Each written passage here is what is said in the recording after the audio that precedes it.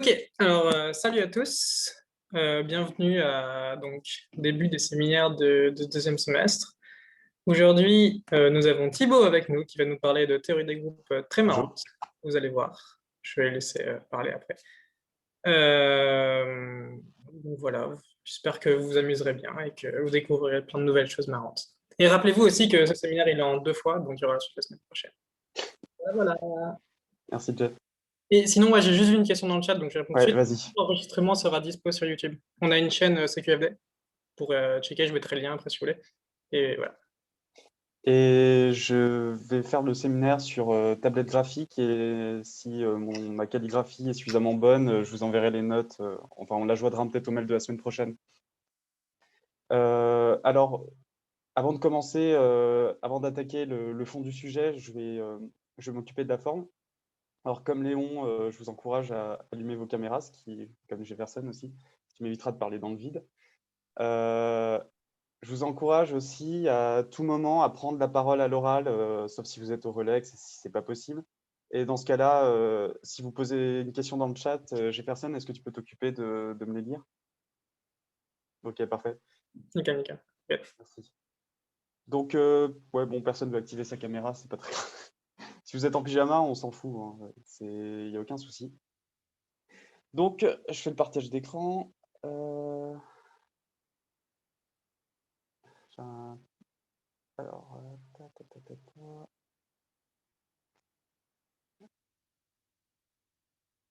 alors, excusez-moi, ça arrive.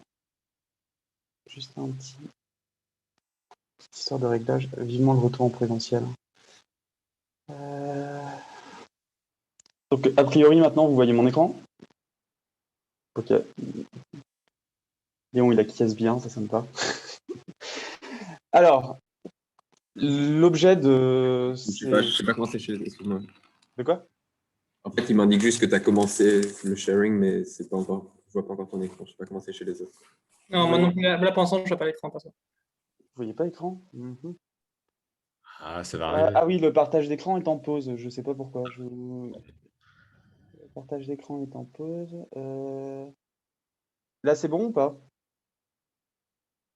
Non, toujours pas. Attendez, bon, je vais régler ce souci. Sinon, relance-le. Ouais, en fait, je partageais la fenêtre au lieu de partager l'écran. Donc, je vais partager l'écran. Donc là, normalement, vous voyez l'écran. Là, c'est bon. Ok. Donc, l'objet de cet exposé en 2 épisodes, c'est de vous introduire ce qu'on appelle la théorie combinatoire des groupes. Alors, un petit élément épistémologique pour commencer. La théorie combinatoire des groupes est incluse aujourd'hui dans ce qu'on appelle la théorie géométrique des groupes. Je vous expliquerai pourquoi. Donc, si vous voulez en apprendre un peu plus sur le sujet, tapez plutôt Geometric Theory of Groups. Vous aurez sûrement plus de résultats sur Internet. Donc, l'objet de ce premier exposé, c'est de vous introduire en fait les notions générales de ce nouveau point de vue sur les groupes pour permettre, dans un deuxième épisode, de montrer un théorème très marrant qui est le théorème de Nielsen-Schreier que j'énoncerai à la fin de ce premier exposé. Donc cet épisode 1, il va concerner la notion de présentation de groupe. Donc une première idée, l'idée générale qui régit la théorie combinatoire des groupes, c'est qu'on peut voir en fait les formules dans un groupe, c'est-à-dire la multiplication des éléments, comme des combinaisons de ces éléments. C'est-à-dire que si vous prenez, G.E, un groupe, vous prenez G1, Gn des éléments, et vous écrivez une expression G1, Gn, qui est aussi un élément de G, par stabilité, par multiplication. Cet élément-là, vous pouvez aussi le voir comme un mot, c'est-à-dire un n-uplet de symboles appartenant à un grand G. J'écris bien, vous arrivez à me lire? Nickel, ouais. Enfin, je trouve ça, ouais. Ok, parfait. C'est une idée, cette idée de mot, elle va, pour ceux qui ont déjà fait un peu d'informatique théorique et de théorie mathématique qui y sont liées, ça fait écho un peu à la théorie des langages.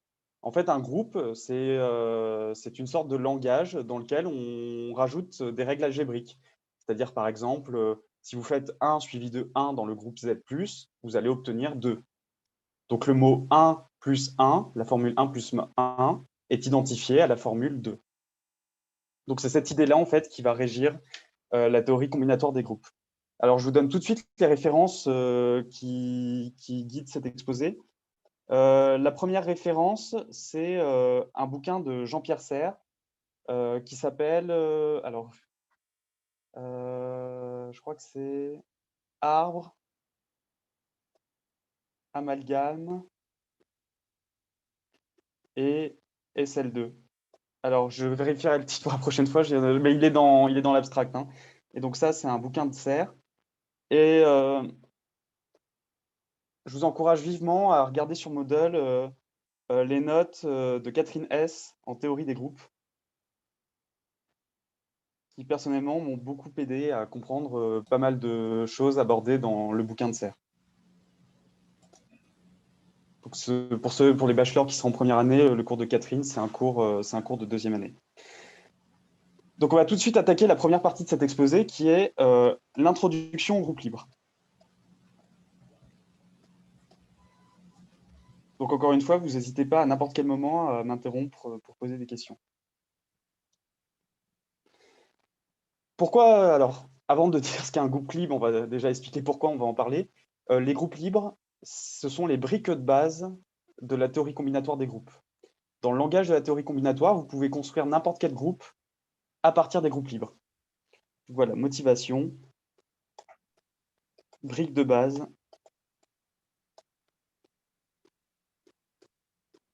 de la théorie combinatoire des groupes.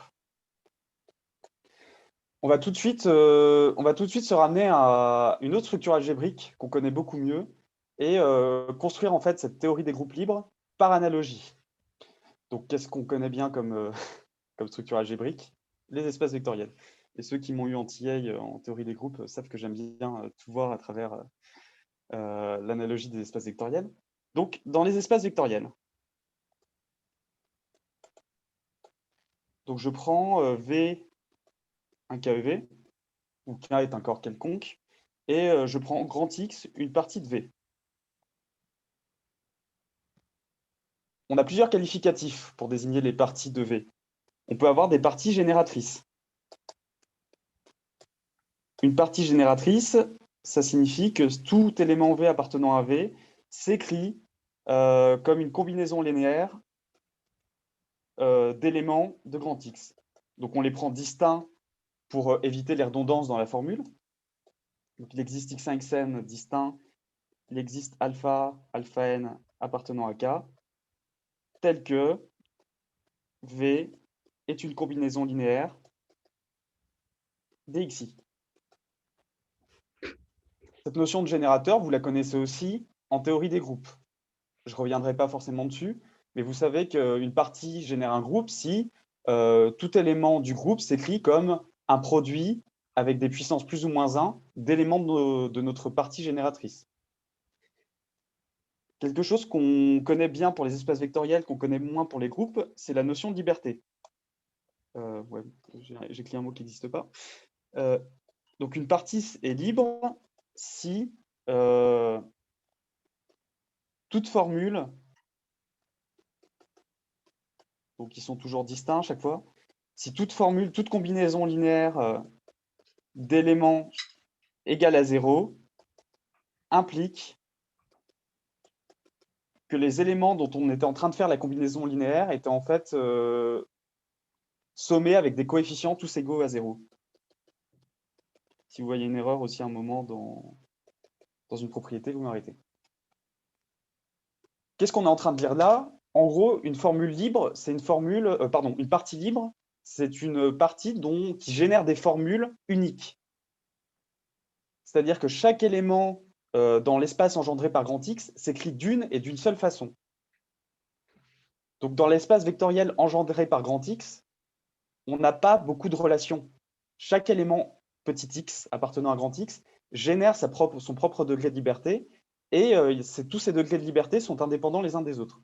Et c'est cette idée-là qu'on va essayer de généraliser au groupe. Ensuite, quelque chose que vous connaissez toujours bien, c'est qu'est-ce que c'est qu'une base. Donc X est une base si elle est libre et génératrice. Et enfin, un espace vectoriel libre, c'est un espace vectoriel qui admet une base.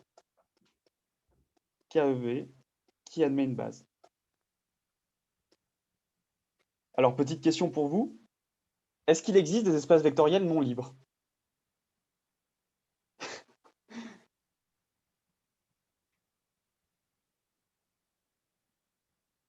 Bon, la moitié des Je gens dorment. je sais Oui. pas à quel point les premières, deuxièmes connaissent ce qui se passe dans le cas infini. Ouais, c'est vrai. Mais déjà, en dimension finie, vous savez que tout espace vectoriel admet une base. Si vous avez une famille génératrice, si vous êtes de type fini, c'est-à-dire si vous avez une famille génératrice finie, vous avez automatiquement, par le théorème de la base extraite, une base, et vous êtes donc libre. En fait, si vous admettez l'axiome du choix, ouais, je vais peut-être l'écrire. Si vous admettez l'axiome du choix, vous obtenez par un théorème de la base infinie, enfin qui est équivalent, je crois qu'il est équivalent à l'axiome du choix, il est équivalent au lemme de qui déjà? J'ai oublié. Lemme de Zorn. Zorn, merci. Vous avez que tout KEV est libre. Donc en fait, la notion de structure libre, avec l'axiome du choix pour les espaces vectoriels, elle est intéressante, mais elle est tautologique. Donc on n'en parle jamais. Tout espace vectoriel est libre. Pour les groupes, c'est complètement faux. Et on va voir tout de suite pourquoi. Mais avant toute chose, on va essayer de comprendre un peu mieux ce que ça veut dire être libre pour un espace vectoriel. Voilà. Donc, qu'est-ce que ça veut dire libre? Donc, à partir de maintenant, je fixe un groupe. Donc, on fixe G.E, un groupe. Donc, par cette notation, je sous-entends que point qui ne sera jamais noté, c'est la multiplication de mon groupe G, et que E, c'est son élément neutre. D'accord? Donc, on fixe G.E, un groupe. Alors, première définition, formule réduite. Formule réduite, on n'en a pas parlé pour les espaces vectoriels, mais l'idée, vous avez vu qu'à chaque fois que je parlais de combinaisons linéaires, je disais que mes xi étaient distincts.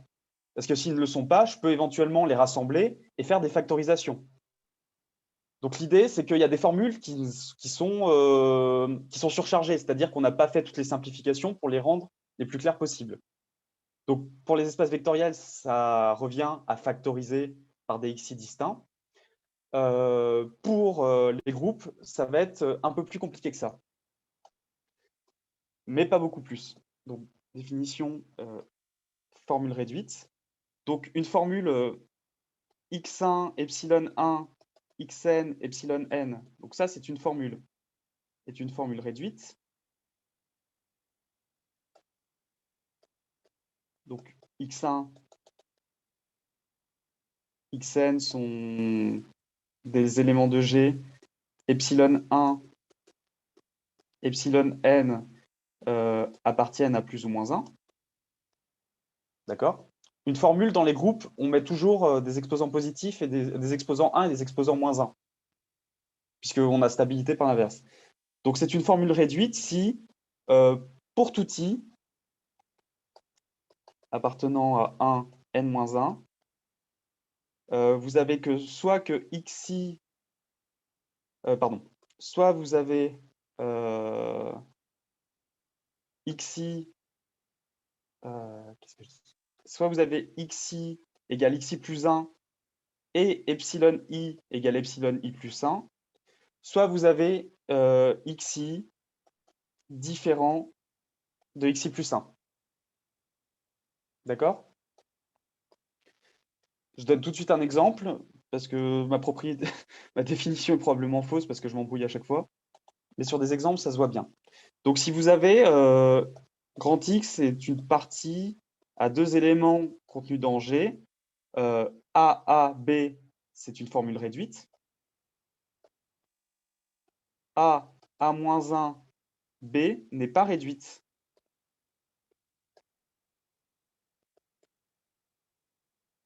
Elle n'est pas réduite, pourquoi? Parce que vous avez 2 fois le même élément, mais pas 2 fois le même exposant. Ça signifie que cette formule, vous pouvez trivialement simplifier ici.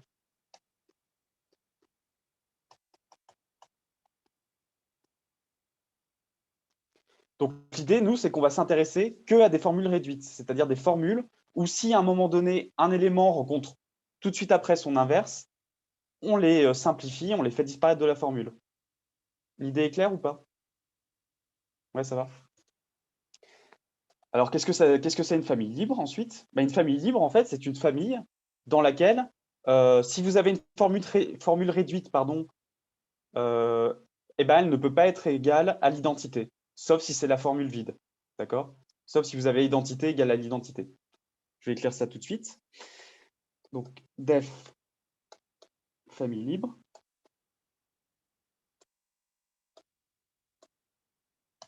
Donc, X dans G est libre si, quel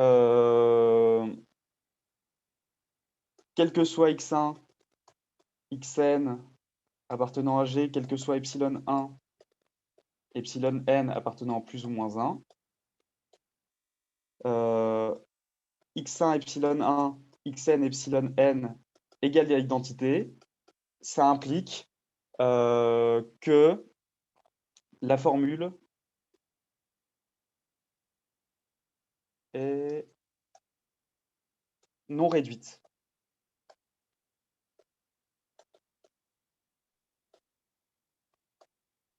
D'accord? En d'autres termes, si une famille est libre et si on obtient l'identité par une formule sur cette famille, c'est que nécessairement vous pouviez faire une simplification. Pardon, là c'est appartenant à grand X. Vous êtes d'accord avec ça? Ok. Donc on peut trouver quelques exemples. Dans n'importe quel groupe, X égale l'élément neutre, ou même de manière générale, si E appartient à X, ça implique que X n'est pas libre. C'est le même cas que 0 dans les espaces vectoriels.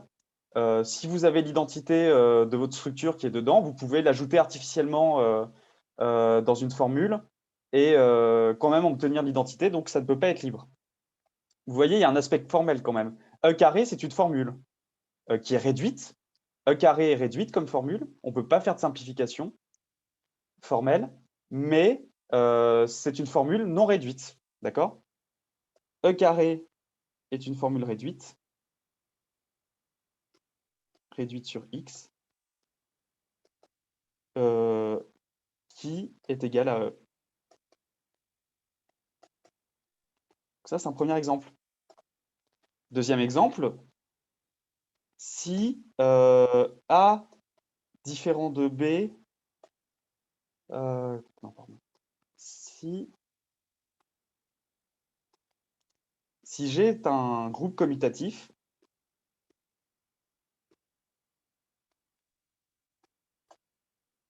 ouais, non, je vais faire encore plus simple.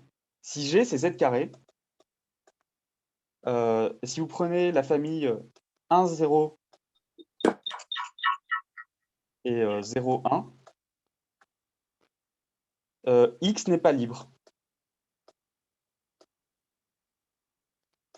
Alors là, vous allez me dire, c'est pas ce qu'on m'a appris, c'est pas ce qu'on m'a appris sur les Z modules. X, c'est une base du Z module Z carré. C'est une base en tant que groupe abélien. Et en fait, là, on est dans une notion de groupe non abélien.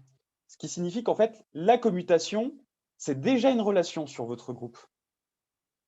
Donc, dans un groupe abélien, une famille qui contient 2 éléments est nécessairement non libre. Parce que vous pouvez faire 1, 0 plus 0, 1 moins, pardon, moins 0, moins 1, 0, moins 0, 1, et vous tombez sur 0. Et ça, avec les notations multiplicatives, ça vous donne AB A moins 1B, qui est une formule réduite, qui est égale à l'identité. Par contre, si vous prenez G égale Z et X égale 1, vous obtenez que X est libre. Donc ensuite, il nous reste à donner la définition d'un groupe libre. Un groupe libre, c'est tout simplement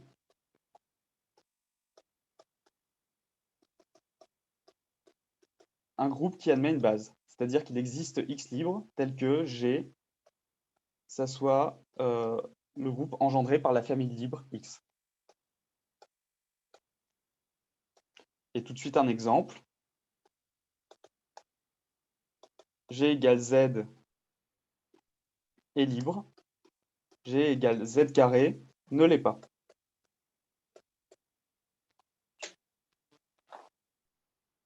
Est-ce que vous avez des questions jusque-là? Léon, des questions? Tu es le seul à avoir ta caméra activée. Moi, je ne pas totalement. J'avais l'impression jusqu'à maintenant que si un groupe était abélien, il ne pouvait pas être libre. Mais Ouais. du coup, ça me perturbe que G égale Z soit libre. Ah oui, pardon. Un groupe abélien qui n'est pas Z. Ah. Pourquoi? Ok. Parce Ni le groupe que... trivial. de quoi, Diego? Ni le groupe trivial. Est-ce que le groupe trivial est libre? Bonne question, hein. En effet, bonne question. Le groupe trivial est libre parce qu'il est engendré par le vide. Et le vide, tautologiquement parlant, comme d'habitude, quand on prend les quantificateurs, on découvre que la famille vide est une famille libre. Donc, comme toute espace vectoriel était libre, le groupe, c'est le même argument, l'espace vectoriel nul est libre, le groupe trivial est libre. Donc tu comprends, Léon, si tu as deux éléments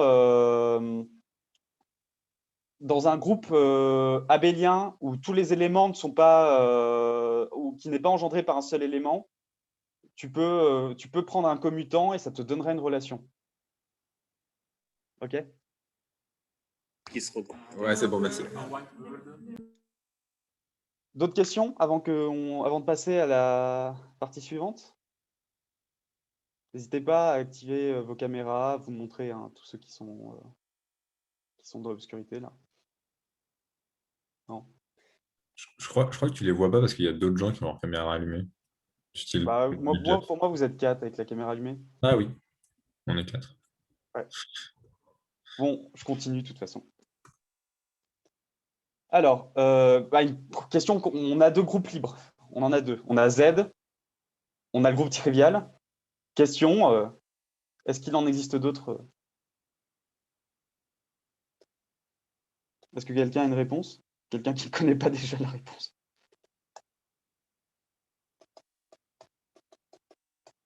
Parce que s'il n'en existe pas d'autres, on peut s'arrêter maintenant.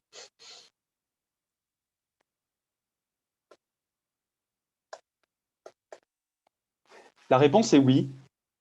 Il existe plein de groupes libres et ils ne sont pas forcément très faciles à imaginer. Mais je vous expliquerai, si on a le temps, pourquoi c'est naturel de les rencontrer en mathématiques. Mais disons que s'ils sont, a priori, quand on les voit la première fois, pas forcément faciles à décrire. Donc, la meilleure façon de décrire un objet, c'est encore d'essayer de le construire. Donc, pour cette deuxième partie, on va s'intéresser à la construction des groupes libres.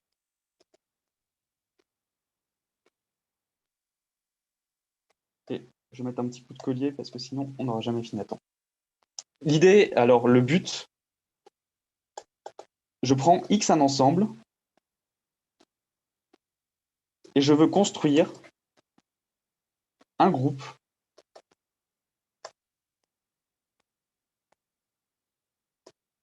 que je note. Il y a une question dans le chat. Est-ce que Ouais. les Z sur NZ sont libres? Les quoi? Les Z sur NZ. Enfin, répond du coup. Dans Z sur NZ, tu as que n fois 1. Tu as que n fois 1 est égal à 0. N fois 1, c'est 1 plus 1 plus n fois. C'est une formule réduite parce que tu n'as pas de simplification, tu n'as pas de 1 moins 1 qui permettrait de faire de simplification. Et pourtant, tu obtiens l'identité. Donc en fait, Z sur Z, c'est un groupe engendré par un élément, mais avec une relation qui est que n doit être égal à 0. Donc il n'est pas libre.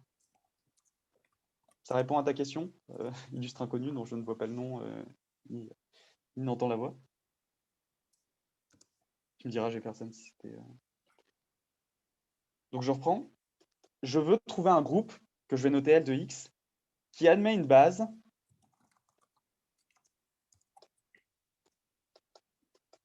en bijection avec X ou par identification qui admet grand X pour base, d'accord? De la même façon qu'on peut construire des espaces vectoriels sur n'importe quel ensemble en prenant l'ensemble des suites presque nulles indexées par mon ensemble. Je vais essayer de faire une construction analogue, mais dans la catégorie, ce qu'on appelle la catégorie des groupes, pour ceux qui ont fait un peu de théorie des catégories. Donc, je pars d'un ensemble grand X et je veux construire la structure libre pour les règles de la théorie des groupes à partir de grand X. D'accord? Intuitivement, L de grand X, il va contenir des éléments de cette forme-là. C'est-à-dire, vous allez prendre des X1, des X2, des Xn appartenant à grand X. Vous allez éventuellement prendre leurs inverses. Et vous allez les combiner, faire des multiplications. Et tous ces éléments-là vont appartenir à L de grand X. Alors, j'insiste tout de suite sur un point. Si on veut que grand X soit une base, grand X, il ne peut contenir que les XI et pas leurs inverses. C'est-à-dire, déjà, pour construire notre groupe libre, il va falloir ajouter des inverses. On ne peut pas juste traiter avec les éléments de grand X, il faut leur rajouter des inverses artificiellement. Et chaque élément aura un inverse, et aucun de ces inverses ne sera égal à un des éléments ou un autre. D'accord? On va être obligé de dupliquer grand X pour construire des inverses à tout élément. Donc la première étape. Alors la construction, je la fais un peu à la schlag, hein. On ne la fera pas dans les détails parce que ça serait un peu trop ennuyeux. Mais je vous donne les principales étapes. La première étape, c'est de considérer un alphabet, c'est-à-dire que notre groupe il va contenir des formules, des mots sur les éléments de grand X, mais aussi des mots sur les inverses de grand X. Donc pour ça, la meilleure façon de faire, c'est considérer cet alphabet-là. Donc les couples de la forme X1, on va les identifier aux éléments de grand X, en fait. Ça va être les éléments de notre base. Et les couples de la forme X-1, ça va être identifié aux inverses.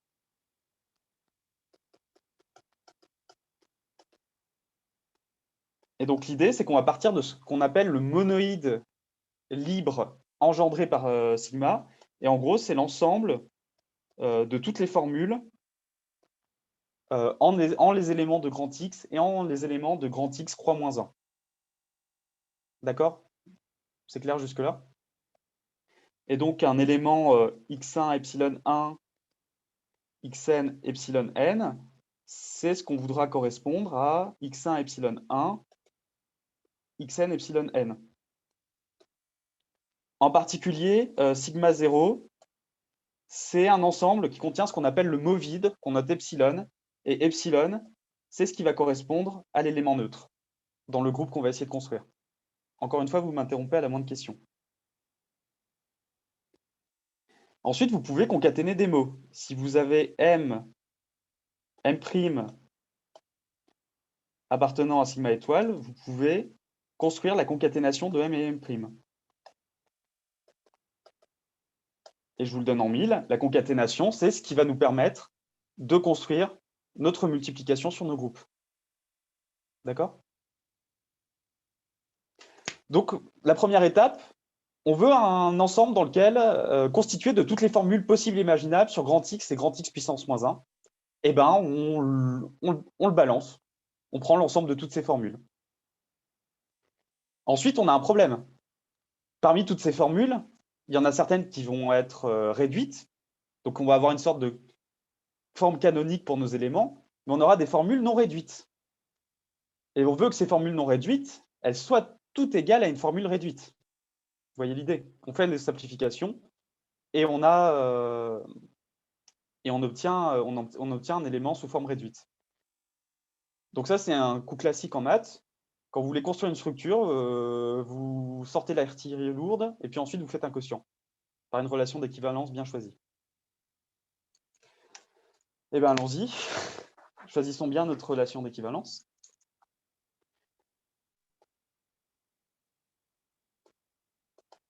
Étape 2, construction d'une relation d'équivalence.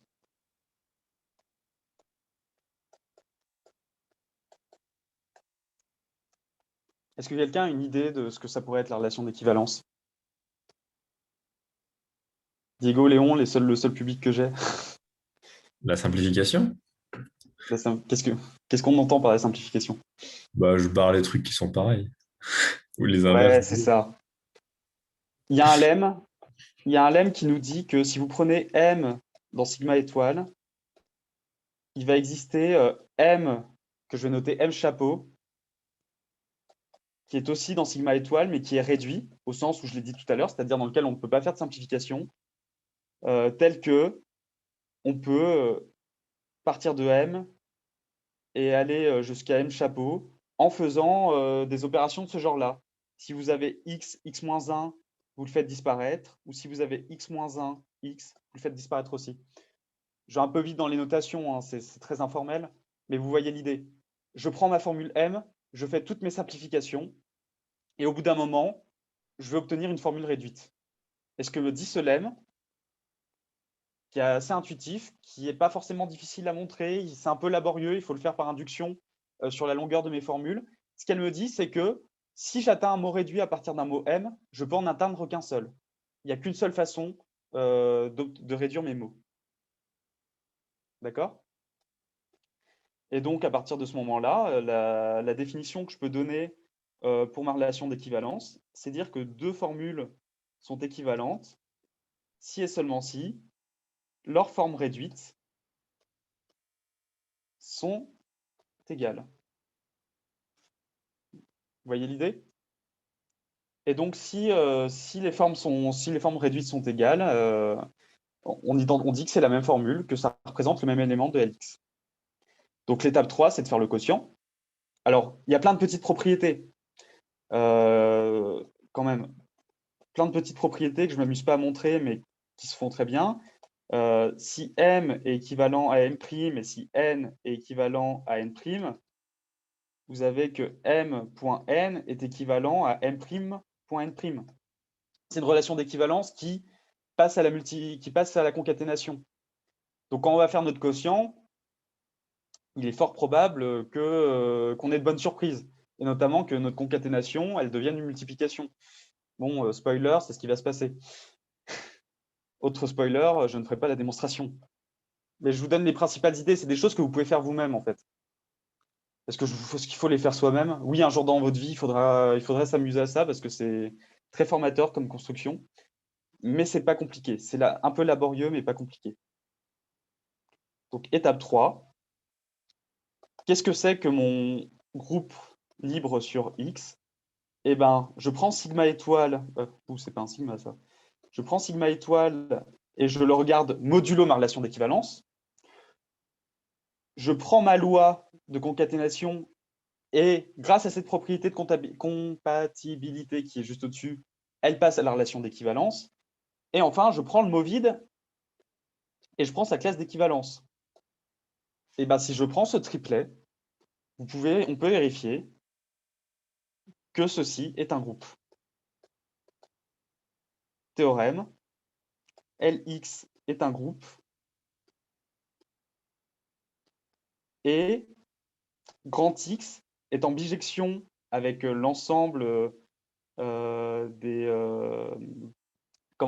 l'ensemble des X mode la relation d'équivalence pour X appartenant à grand X. En gros, ce que je suis en train de dire, c'est que chaque élément de grand X a une classe d'équivalence à lui et que deux éléments de grand X ne peuvent pas être équivalents entre eux. D'accord? Donc, je peux identifier chaque classe d'équivalence d'un petit x dans grand X au petit x de départ. Et bien, si je prends cette famille-là, elle est libre et génératrice.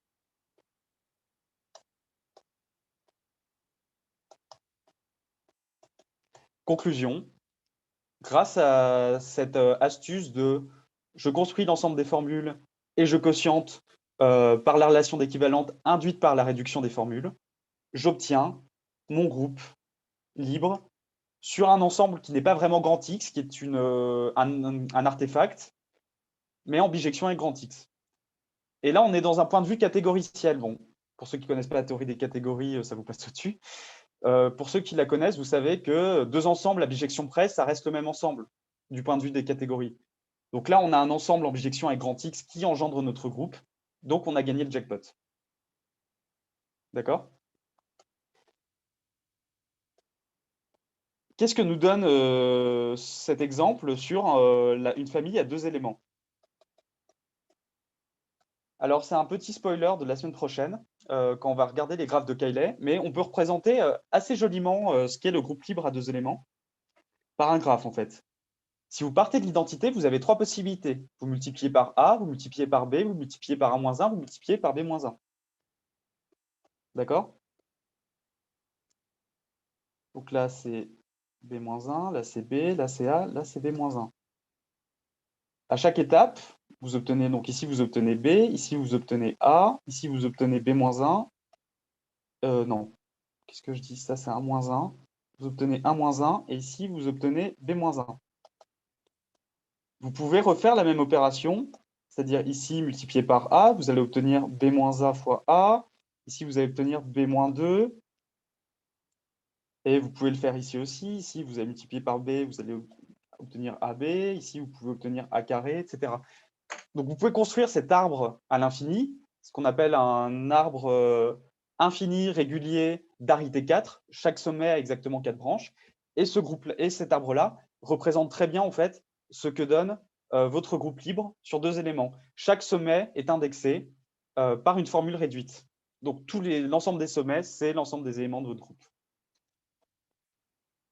Une petite aparté sur de théorie des catégories, pour ceux qui en ont déjà fait un petit peu. Si vous prenez la catégorie des ensembles, cette construction L que je viens de faire, c'est ce qu'on appelle un foncteur de la catégorie des ensembles 7 dans la catégorie des groupes. Dans l'autre sens, il y a un autre foncteur qui est ce qu'on appelle le foncteur d'oubli, qui consiste à oublier la structure du groupe. Au groupe G.E, vous associez l'ensemble G. Et bien, cette structure-là, c'est une adjonction. La structure libre est toujours l'adjoint à gauche de la structure d'oubli sur une catégorie concrète. En d'autres termes, chaque fois que vous avez un foncteur d'oubli sur une structure algébrique, vous pouvez construire une structure libre qui est l'adjoint à gauche. Donc, pour ceux qui ont suivi le cours de deuxième année de théorie des groupes, ça fait sens pour vous. Ben, pour les autres, vous ne jetez pas par la fenêtre, hein, ce n'est pas grave. Mais voilà, c'est une construction qui relève vraiment d'une théorie très générale en théorie des catégories. Est-ce que vous avez des questions avant qu'on attaque la dernière partie qui sera assez courte, qui est en fait de comprendre comment ces histoires de groupes libres permettent de construire vraiment n'importe quel groupe, car tout groupe n'est pas un groupe libre. Donc, est-ce que vous avez des questions avant cela? Parce que là, je parle un peu dans le vide. J'espère que vous comprenez bien. Mathieu, Omer, tout va bien? Ok, parfait. On attaque la dernière partie? La foule n'est pas en délire du tout. On attaque la dernière partie. Ouais. Merci Diego. Allez! Merci Jefferson. Alors, donc, je vous ai construit des groupes libres, puis je vous ai déjà dit que tous les groupes n'étaient pas libres. Donc ma théorie, elle est un peu limitée pour l'instant. Bon, d'accord. Merci Léon et son copain. Est-ce qu'on peut, en fait, à partir de ces groupes libres, retomber sur n'importe quel groupe? Si vous avez fait un peu de théorie des groupes, donc normalement, vous en avez tous fait, vous avez fait le cours de théorie des structures algébriques de Gelotte. Normalement, vous avez vu des présentations de groupes. Qu'est-ce que c'est des présentations de groupes? C'est une manière de décrire les groupes en donnant un ensemble de générateurs et en disant quelles sont les relations élémentaires que doivent vérifier cet ensemble. Donc, typiquement, Z, sa présentation, c'est un ensemble, un seul générateur et aucune relation. Z, c'est le groupe engendré par un seul élément et il n'y a pas de relation algébrique autre que les relations triviales. Tout à l'heure, on parlait de Z sur NZ. Z sur NZ, le groupe cyclique à n éléments, c'est aussi un groupe engendré par un seul élément, mais il y a une structure supplémentaire. Si vous multipliez A n fois par lui-même, vous obtenez l'identité. Donc ça, c'est ce qu'on appelle la présentation de Cn en termes de générateur. Donc A est un générateur. Et en termes de relation, A puissance n égale E est une relation. Pour les gens un peu fun, on peut regarder Z carré. Z carré, c'est le groupe engendré par deux éléments dans lequel les générateurs commutent. D'accord? Et enfin, un dernier exemple, le groupe diédral. C'est le groupe engendré par la rotation d'angle 2π sur n, par la symétrie axiale de base l'axe des abscisses. Et vous supposez que si vous faites une rotation n fois, vous obtenez l'identité. 2π sur n fois n, ça fait 2π. Si vous faites 2 fois la symétrie axiale, vous obtenez E. Et si vous faites une symétrie, une rotation et une symétrie, vous obtenez la rotation de sens inverse. Et ces trois relations et ces deux générateurs, elles définissent le groupe diédral. Donc vous prenez l'exemple qui vous sied le mieux. Typiquement CN, je pense que ça casse pas trop pattes à un canard, mais on comprend l'idée. Et si vous aimez la géométrie, le groupe diédral, ça ira tout à fait. Donc qu'est-ce que c'est une présentation? Donc une présentation, c'est des générateurs et des relations. Et en fait, l'idée, une propriété, elle nous dit que on a une propriété qui nous dit que tout groupe admet une présentation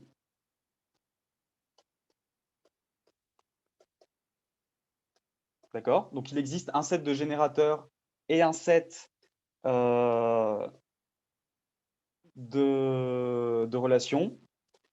Et plus précisément, et je m'arrêterai là, parce qu'après le temps nous est compté et je ne vais pas aller dans le détail. Si vous prenez G, il va être isomorphe à un groupe où l'ensemble de tous ces générateurs, c'est lui-même en fait, et un certain set de relations. Et ce certain set de relations, en fait, on va le prendre comme étant un sous-groupe de LG. Vous prenez le groupe libre engendré par le groupe. C'est-à-dire que vous oubliez que votre groupe est un groupe, vous prenez toutes les formules engendrées par G et vous quotientez par un certain sous-groupe, et vous pourrez réobtenir G. Et donc ça veut dire en fait que G est toujours le quotient d'un groupe libre sur un certain sous-groupe normal. Donc je n'ai pas le temps d'aller plus en détail dans la démonstration.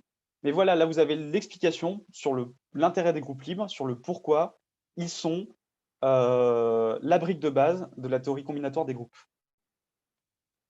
Et donc il me reste 2 minutes pour conclure. Donc qu'est-ce qu'on va faire la prochaine fois? La prochaine fois, on va s'intéresser à un théorème qui est le théorème de Nielsen-Schreier, qui est qu'est-ce qui se passe si je prends un sous-groupe d'un groupe libre? Est-ce qu'il est libre ou pas? Eh bien, la réponse est oui.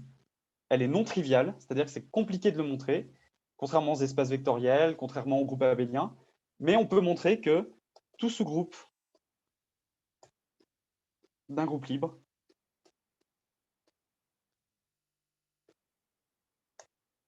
est libre.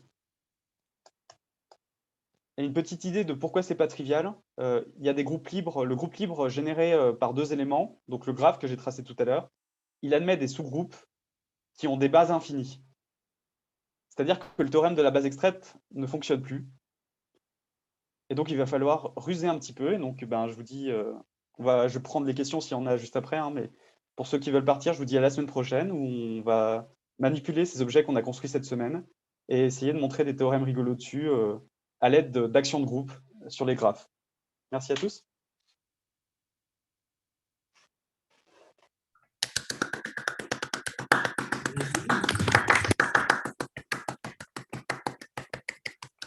Est-ce que vous avez des questions? Oui, j'ai une question sur la présentation des groupes.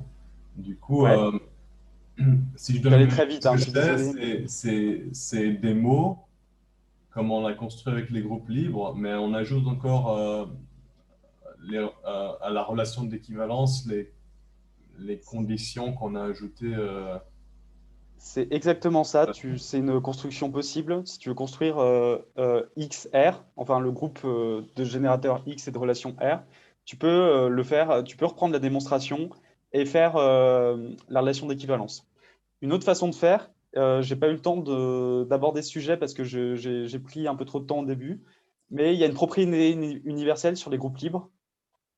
Et en fait, on peut servir de cette propriété universelle pour construire là ce quotient qui est encore à l'écran, construire ce quotient et enfin trouver ce quotient qui est isomorphe à G et qui nous donne aussi une relation. Mais c'est très grotesque, tu vois, parce qu'en fait, ça va nous donner une très grosse famille de générateurs puisqu'on prend tous les éléments du groupe et une très grosse famille de relations.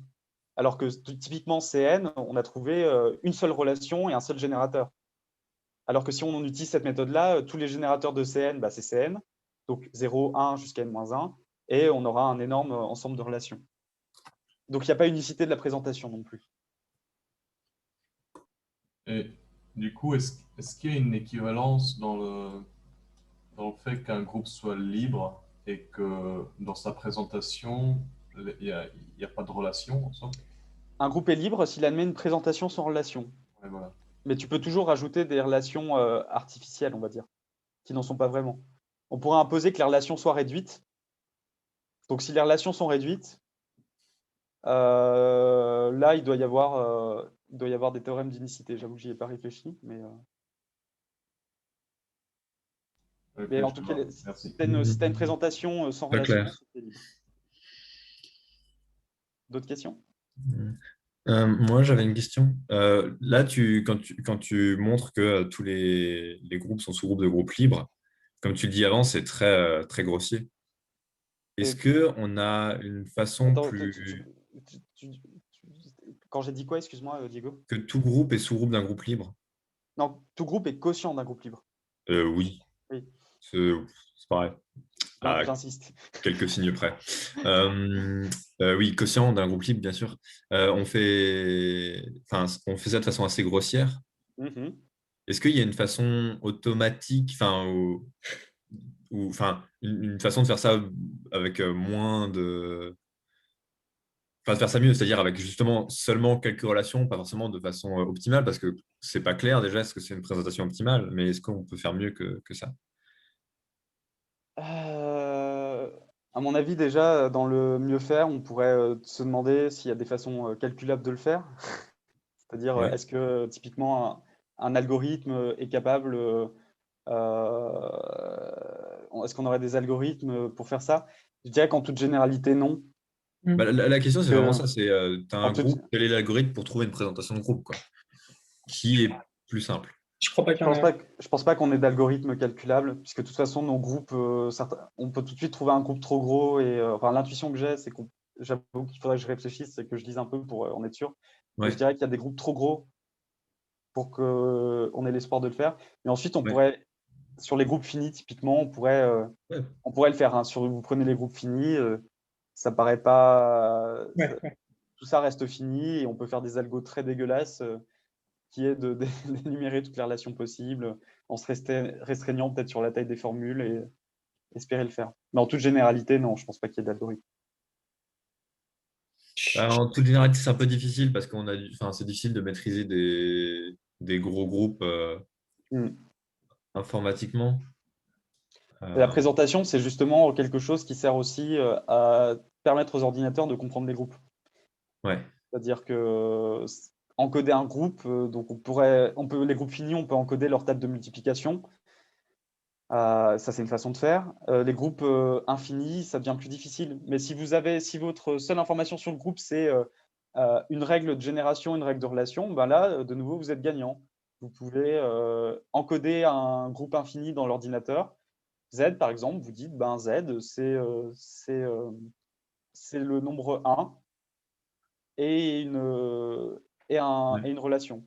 1 moins 1, ça fait 0. Enfin, c'est 1, 0 et ensuite des formules sur 1, des successions de 1, et à chaque fois que vous avez un moins 1, enfin des 1 et des moins 1, à chaque fois que vous avez un 1 et un moins 1 qui suivent, vous pouvez le supprimer. Ouais. Il y a ce qu'on appelle le problème du mot aussi, pour ceux qui s'intéressent à la calculabilité. Le problème du mot, c'est si on vous donne une présentation de groupe, vous pouvez vous demander si 2 formules donnent le même résultat pour un groupe donné.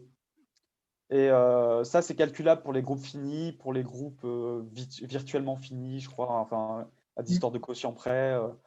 Pour les groupes de type fini, peut-être aussi, mais pas sûr. Mais en règle générale, non, pas type fini, non. Je crois pas type fini. Type fini, je suis pas sûr. Il me semble pas. Je suis plus sûr non plus, mais ou alors type fini avec indice fini, enfin des azouteries dans ce genre-là. Mais en toute généralité, vous pouvez pas. Oui, t'es fini, ça. Ouais, c'est vrai que ça me paraît gros aussi. Vous pouvez pas, pour un groupe quelconque, même avec une présentation et un set de relations dénombrables ou même fini, vous pouvez pas. Ah oui, de fait, si c'est fini, alors pour ça répond à la question pour les groupes de type fini. Vous n'avez pas d'espoir de pouvoir le faire par un ordinateur. Encore une question et après on termine? C'est bon définitivement pour tout le monde. Mais du coup, même pour les groupes finis, tu connais pas d'algorithme sympa pour trouver des présentations. Enfin, j'avais l'impression que. Bah, j'en connais des. Là, il y en a des dégueux qui me viennent tout de suite Ah à oui, bien l'esprit. sûr, tu testes tous les trucs. De toute façon, tu as un nombre fini de combinaisons. Donc, Ouais, c'est voilà. ça. Non, mais si t'en connais pas, c'est pas Non, j'en grave. connais Je vais pas, aller regarder. mais j'essaie de me souvenir parce qu'un jour, j'ai vu passer un problème de l'école normale pour les concours d'ingénieurs français qui traitait de ça, Ouais, justement. C'est là que j'avais découvert c'est la grande époque où j'ai découvert cette démonstration. ok. Il devait y avoir des trucs là-dedans, mais ça m'est complètement sorti de la tête. Et si tu arrives à retrouver ce sujet, et j'avoue que j'ai pas eu le temps de regarder l'aspect informatique du truc. Je me suis dit que Ouais, ouais. je mentionne quand même parce que pour ceux qui s'intéressent plus à ça, ça peut être intéressant d'aller regarder. Mais voilà, la théorie combinatoire, elle forme le pont entre théorie des langages et algèbre. Enfin, algèbre au sens classique du terme, on va dire, au sens de la théorie des groupes. Sachant que la structure de monoïde, c'est vraiment la structure de base de la théorie des langages. Et là, on voit que les groupes, on peut faire rentrer ça là-dedans en mettant une structure de relation supplémentaire sur la façon dont on compose les mots. Nice. Bah, merci beaucoup, écoute. Merci à vous aussi de m'avoir Merci. supporté. Merci. Hein.